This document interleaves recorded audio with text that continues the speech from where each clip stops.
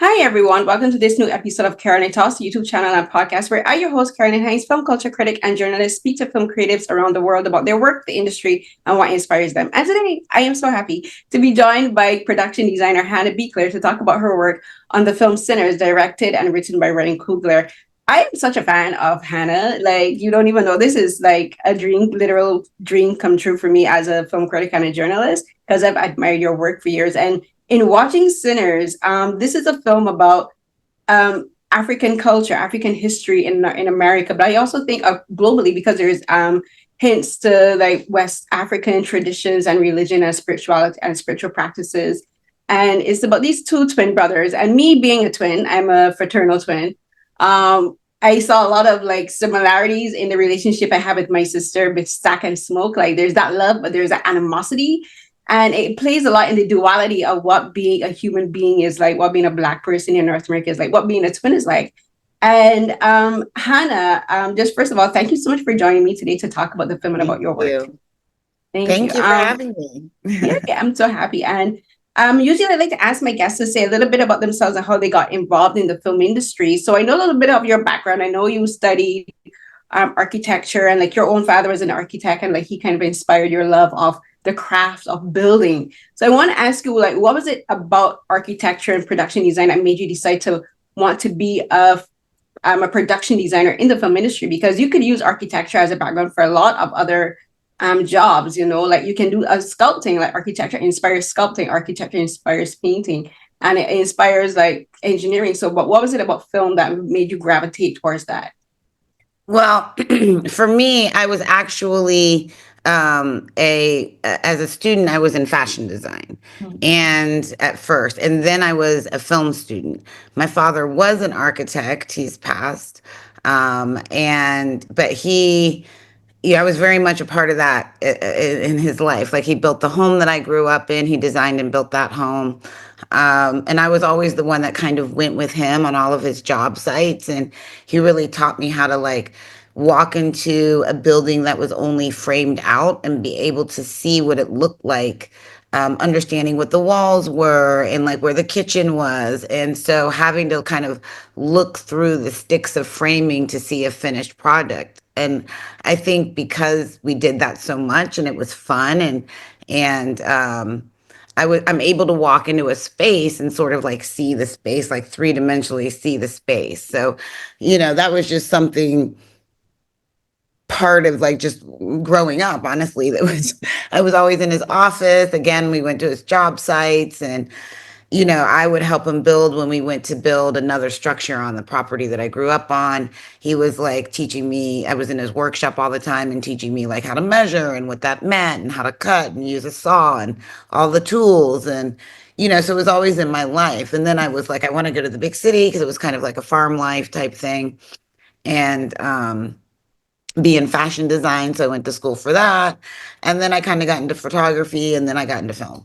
So when I started getting into film, I realized sort of how was I relating to movies and the sort of emotional impact of films and the way the story was being told. For me, I related with it in an architectural sense, right? I related to the environment, I related to the buildings, and I think because that's how I related to my father and my family, and that's sort of, he was also a sculptor, he was also a painter. My aunt was a painter. We would have like art shows at the house when I was growing up. My mom always had these elaborate parties that she would like do costumes and backgrounds and, food styling. And she always had exchange students from all over the world. So I was young having people from Japan, people from Pakistan, people from India, people from different parts of Africa, Nigeria, Sierra Leone, and Haiti in the house all the time. And whether there was a language barrier or not, it was like you kind of have to learn how to communicate with people.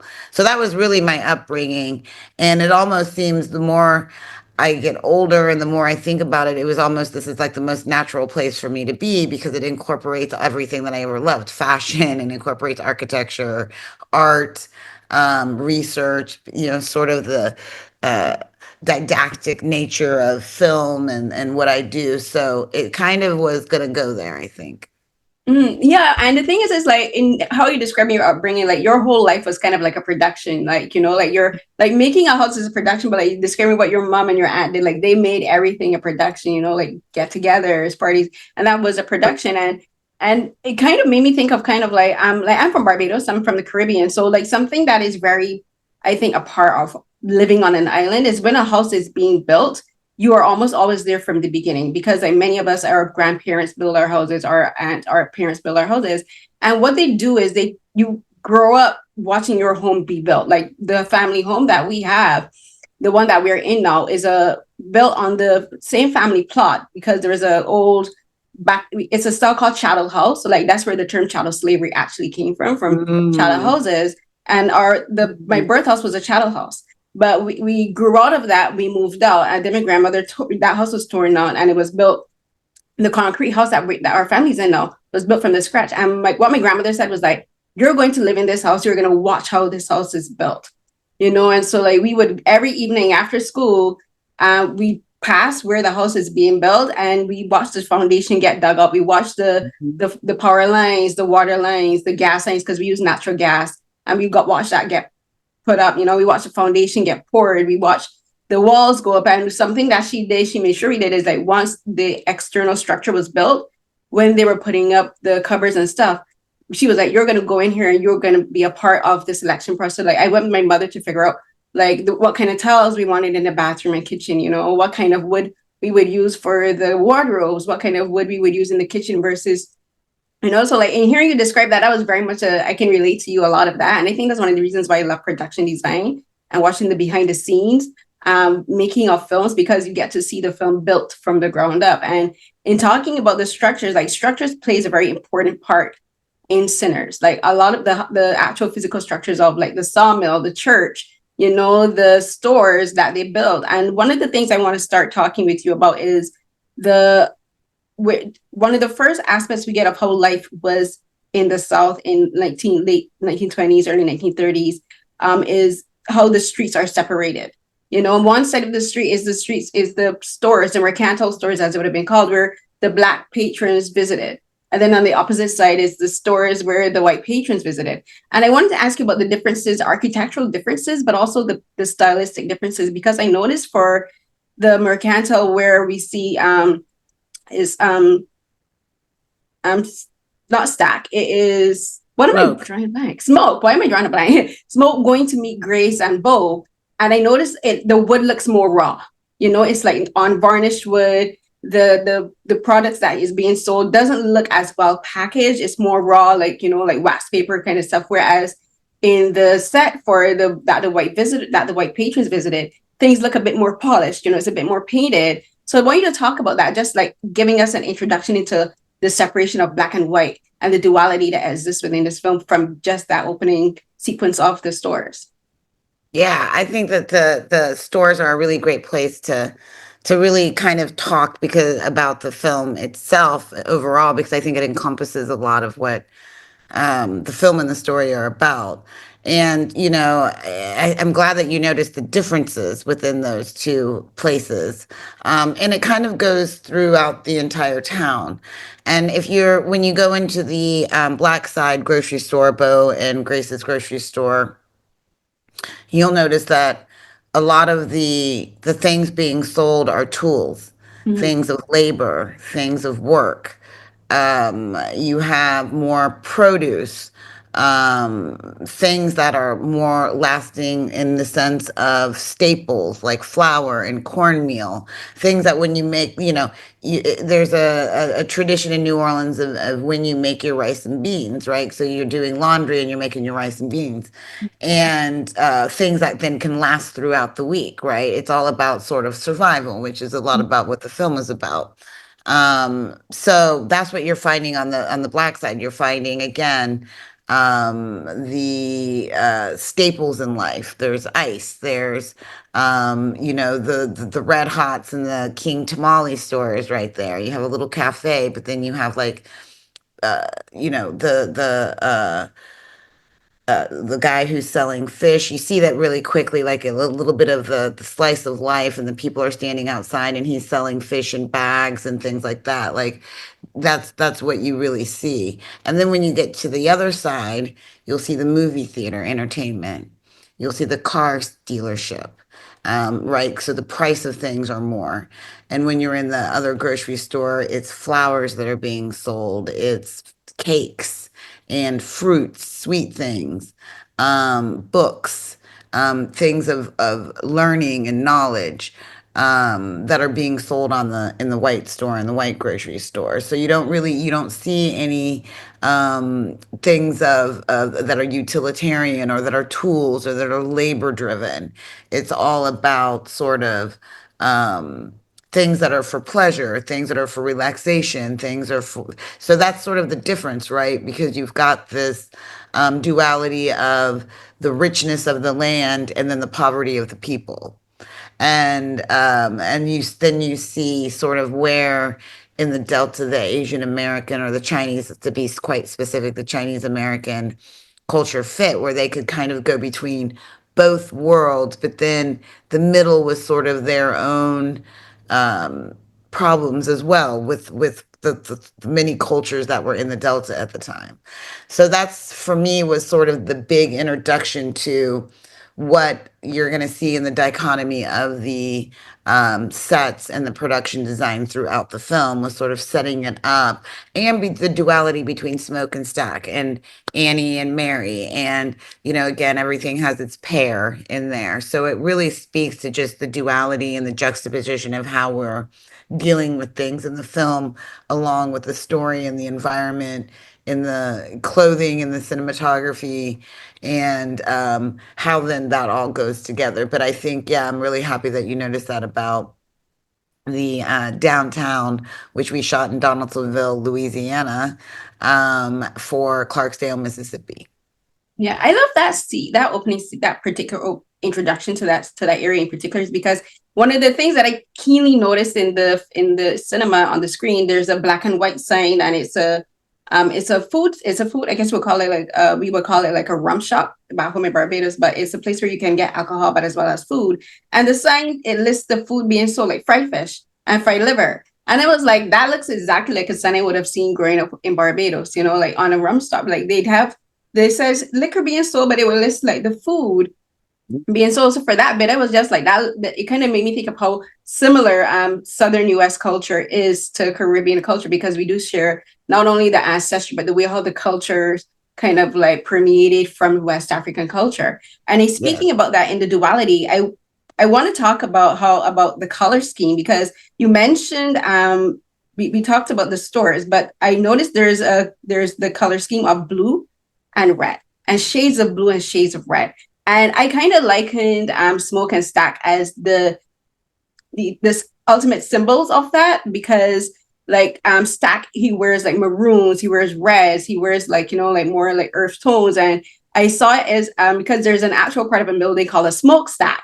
And I was just like, I love that Ryan gave these two characters that symbol of a smokestack, because Stack is literally like a fire stack. He's like, he burns hot, he's bright, he's hot tempered, you know. And then there's Smoke, who's cool, he's calm and collected, and he thinks about things before he acts. So it's like you got the hot at the bottom and then the smoke rises.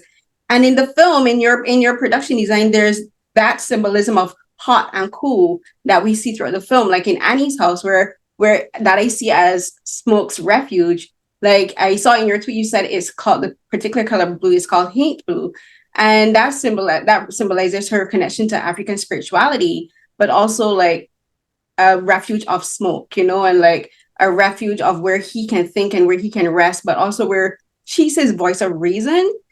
So I want you to talk about the duality of colors, because I love how color plays such an important part, not only in Sinners, but in all of your work. Like you really pay attention to how color itself is a means of translating to the audience what the story is about without telling them. You know, it's like makes you think about what's happening. You know, and thank you again for noticing, you know, and that's Ryan. I think that we really started out in since Fruitvale Station. Mhm. Color was always really important. And I think it's interesting because of one thing that Ryan and I, blue is one color that has always been there in all of our work. And I think blue, red, white, and yellow have always been, from Fruitvale to Creed to the first Black Panther and this Wakanda Forever and now Sinners. It's sort of something that resonates. And I think that was in Ryan's work before even Fruitvale Station, because he had a couple short films that did, one went to Tribeca and one went to Cannes when he was still in school. So, and I remember the conversation we had on Fruitvale Station about color, like we had just met, right? Like that was the first time we were doing anything together. We don't really know each other as artists yet. And one of the first conversations we had was about color, and he was talking about one of his films. And we were kind of talking about the psychology of color, the physics of color, and sort of what they mean on the surface. Like green means go and red means stop, and yellow is sort of a warning because of the third rail, right? When you're in the subway, you have the yellow stripe. You'll see that, in a lot in Fruitvale Station. And then you've got, Michael in red, white, and blue in Creed. You'll see him in those colors. Mm. And those colors come up a lot in Creed, especially Yeah. blue. And then the bad guy is in red, right? Like in again with that. So it's like, and again, we kind of go into the blues and the reds and the Panthers. So when we got to this one, my first thing was just when I went to Clarksdale, Mississippi, was really seeing what were the natural colors that were there. I always want to know the place. That's such an Yeah. important piece of Ryan's films. And it is a character, I think, in almost all of his films. Mhm. And all of his films, all of us, it's a character in all of his films. It's to him and myself. And I think that's a reason we face creatively forward together, that the place is as an important character as the people. And then that's sort of the psychology of the two. So, for me, blue was the spiritual. Mm. Blue was like you were saying, it's the cool, it's the even. Um, and interestingly enough, you know, uh, you see that sort of coolness in Annie's with the haint blue, which is a little bit punchier of a blue. It's more of a coastal haint Yeah. than it is me being based in New Orleans, which is always more of a pale blue. Mm. I wanted to punch it because of what Ruth was doing with Annie's wardrobe, and she's in blue. And then you see the blue of smoke, and we wanted to go more into the green blues. Again, green being a spiritual, very calming color, a very confident color. And that's why I wanted to put that more blue green within Annie's world. And then she's got a little bit of a harder blue on in her costume, which is a little more guarded, a little more strong, which is a little more in line with the blue that Michael is wearing. So it's Mm. sort of like you were saying, different shades of that. And then you've got like the white, which is sort of this representation of that purity, which you see her in white at the end, right? The church itself is in that same color, but Jedediah is very much a hardliner, so he's always surrounded by black, right? And in a sense, so is Smoke. So you find him in darker, as far as the cinematography. And again, between me, Ruth, and Autumn, we're putting these characters within these colors. Autumn puts Smoke, he's always sort of shrouded in this darkness because he is also a hardliner in that way. Where, like what you said with Stack, he's a little more fun. Mary's sort of in that red and she's a little more mouthy and she's a little more in line with Smoke and, or excuse me, Stack. So that is sort of representational of the blood and the life and capitalism, right? Red is also representative of that. Mm. So that's where that comes in a lot for us as well. And which is what the juke was, hedonism, right? It's the Yeah. representation of that. And then when you look at the plantation money, it's also red. Yeah. So I never seen that depicted in on screen before, the plantation money. And when that happened, it was just like, oh, this is the first time I've ever seen that on screen. And like, like it was just like, huh, someone actually put it in that there were actual tokens that slaves had to I tell and you, sharecroppers had. when Ryan had brought that up about the plantation money, I literally thought that he had made that up. Like Mm. I was not aware of that history. And one another reason why I love working with Ryan, because I'm always learning. Mm. Like you never stop learning. And I think it's one of those things that draws like the people around him and that work with him to that, because you're always learning something new about yourself, about the history of the community. And I was just really floored. I was just, and for me, I was very much driven to research what that was, and find the real plantation money, which, there's museums that you can go to in Clarksdale, and the Library of Congress has that recorded, and several museums in the South that have actual wooden nickels. And we've all heard of wooden nickels, right? Mhm. But it's a real thing. So how we were gonna, that was another thing of like getting into like what that looked like, and researching money at the time, and understanding what it actually meant, which is what I hope people do, is research what that meant, because what it meant was slavery never ended, Yeah. is what plantation money meant, and the insidiousness behind that. Um, so that was like something, it was a very emotional film, because you're going through this. It is a supernatural film, but you're kind of going through these things of understanding, you know, that the crime was committed on the land, and the sins of the past were even deeper than you probably know, or were told, or were taught. And so it was really an emotional film for everybody. And, I don't think and I think people are well aware that we shot on two different plantations, and visited several plantations, scouting for locations and whatnot. And so, again, there is that realism. And then, it's the exaggeration of form and shape that Yeah. brings the supernatural. And in speaking about supernatural and insidious, there's something I wanted to ask you specifically about the sawmill, which became their juke joint. But this is not a spoiler, people. But I think also became their grave and their coffin. And I wanted to ask you about the design of the rafters of the sawmill, because in the daytime it looks just like a regular sawmill. It's wooden. It has the elements of the aluminum from like the what we would call a paling, ceiling, and all of that, and it looks regular sawmill. But then after they transform it, after Smoke gets the guys to come and fix it up, the scene, and this is what I love what you and Ruth and Autumn do as a team, is like how all of the colors just start to slowly transform as that sequence starts to go on. Like it's really bright, but then you realize that the colors of the clothing start to change because the lighting change and the energy changes. And by the end, it's like this, it starts as this amazing place where these Black people are coming together, they're joining together, they're fellowshipping in music, in sound, in dance, in culture, in history. And then this white woman went and letting these devils, and it all starts to fall apart. But then I noticed the way how the lighting changes, the shape of the rafters almost kind of transform. And I was looking back at some still shots. I'm like, that looks like a coffin. The rafters are shaped like the top of a coffin. And I wanted to ask you about that. And I wanted to ask you about this, the significance of how like the space kind of changes energy as the film goes on.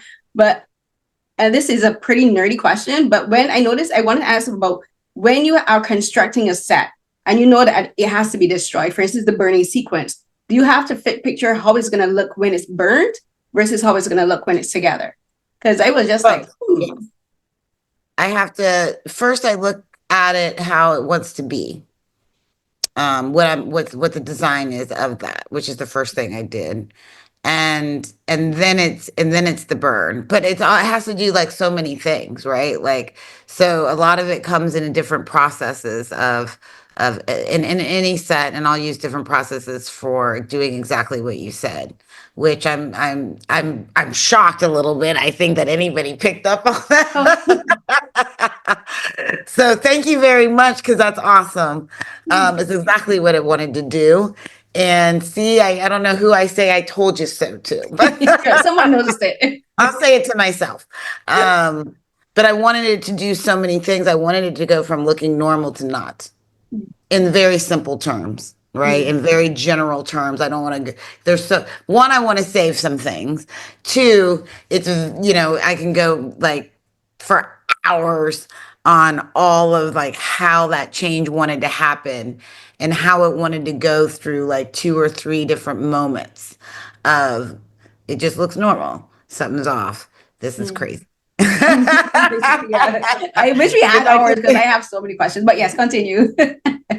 and so yes, it wants to do many different things, and that's awesome. I mean, I can't say like how excited I am that it's kind of like, I'm hopefully people will pick up on like as anyone in the film does, it's going through, its own rise and fall within that place, as as has done the community, um you know and so, and because it's, again, at the end of the day, it is a supernatural, if you will, musical thriller, genre bending, vampire film. And I think one of the brilliant things that Ryan does as an auteur is able to mix social commentary, historical commentary, with entertainment. It really is something else. Like I don't know anyone else who quite does it like Ryan, and that's always so exciting. Whenever he's doing a project, to understand that there is these bits and pieces for those who want it and need it, and there's also just entertainment for those who need it and want it. But you're getting both, whether you like it or not. Yeah, because no, you what like I had so much fun watching this film, and like so many things stuck out to me, like the barn and the way it was burning, and I'm like, this looks like a coffin, and then there's the church. Like again, coming from the Caribbean, like that style of built architecture is prevalent across the Caribbean, and like our churches are like back in the olden days they were mostly white, but now a lot of our churches have like colors, but they're most like neutral colors. But when the film opens with Sammy going into the church and I saw the three crosses, it made me think of something that we say in Barbados where there were three crosses on the hill when Jesus was crucified. Two of them were two. One was a murderer, one was a thief, and one was Jesus. Which crosses? Which one are you symbolizing? And you had all three. And it was like it. Like I saw your two. You said it symbolized the Father, the Son, and the Holy Ghost. But it also kind of made me think of how all of these characters in this film, there's so many different sides to each of them. Like which side are you getting at any given moment? And like this church is white, symbolizing purity, as you said, but it's also a symbol of not only just purity, but I think a lot of people liken white to sanctification of being Yeah. saved, and like that's what we saw with Annie at the end. Like she juxtaposes the church. She Yes. became the church for Smoke's soul. So like I think we're running out of time, but that's one of the last things I want to ask you is like how we talked a lot about the duality and the coloring and stuff, but I want to talk about the duality of how a building represents a person and a person represents a building, because Annie and the church are to me kind of function the same way within the narrative holistically, because she was telling everybody, listen, keep this door shut, don't be letting these strange white people up in here. Nobody listened. And then at the end, she was like, "Well, I'm your final resting place. I am your church. I'm your sanctuary." So talk about just like working with Ruth and Ryan and Autumn and figuring out how do we represent a symbolism of something ephemeral, sanctuary, religion, spirituality in a building, but also in a person. I mean, again, it comes back again with each of us kind of doing that thing, but in different moments in different times. So it's Mm-hmm. coming at you, just like in life, right? Things are coming at you in different ways, different moments, different times, different, like sometimes the sky opens up and the light comes in and you realize something. Sometimes it's a dark day where you've curled up and you can't deal with the world.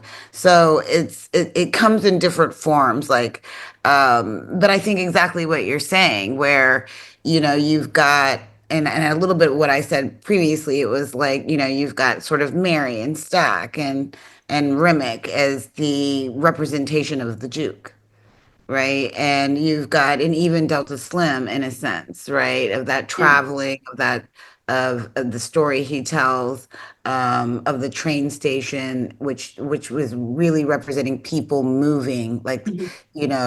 that blues music traveling.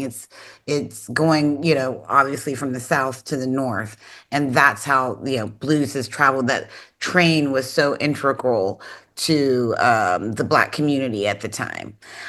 So, you've kind of got Delta representing that movement of this music that changed the world. And it really worked like that. Like, okay, we knew we wanted the train station, so it was then who's there, and that's a Ryan moment of that's where we find Slim, like Delta Mhm. Slim, and um with the color red representing but all of it together. And I will say this as the last little bit because I have to jump onto another meeting, but currently working on Children of Blood and Bone in South Africa.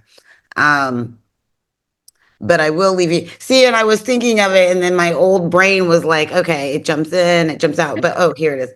I'll My leave you brain's with, the same way. if you put the colors together, you have red, white, and blue. Yeah. And the representation of that is Black life in America. Mm.